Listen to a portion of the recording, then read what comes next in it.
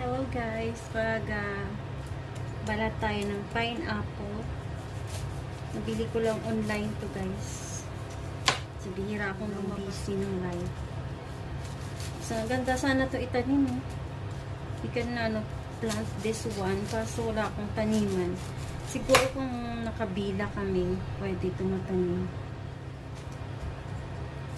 So manual na lang natin itong pagbalat.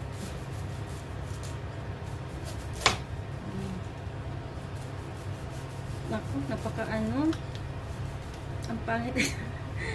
Hindi kaya ng aking wala akong matalim na sunda.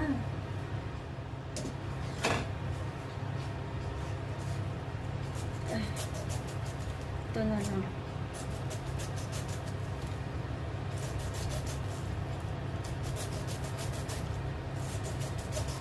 Juice tayo, okay? So guys, tapos na. Hindi ko na inano kasi liit lang niya. Pag tinapos ko pa ito, naku, wala na. So, hatiin natin siya sa middle. Kasi i-juice ko naman to. So, hindi ko naman kakainin yung mga yan. Sama ko na pati yung Actually, nung bata pa ako, ito yung favorite ko.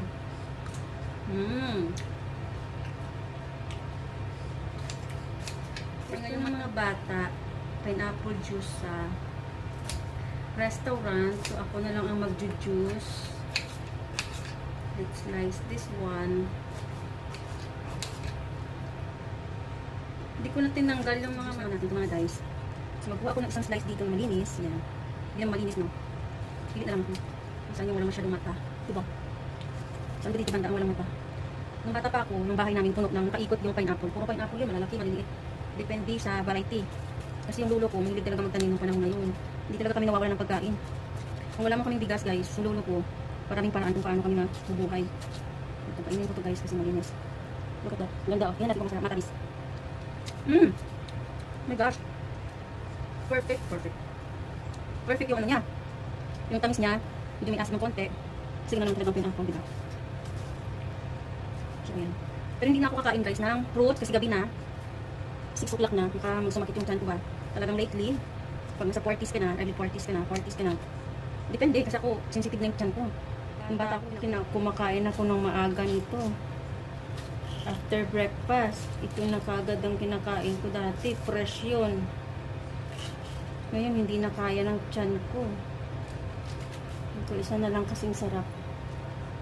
Ay! Ayun. Ito na. Ang ating pang juices. Yan. Merienda. Maalat guys. Tingin ko aalat pa to kasi ni ref.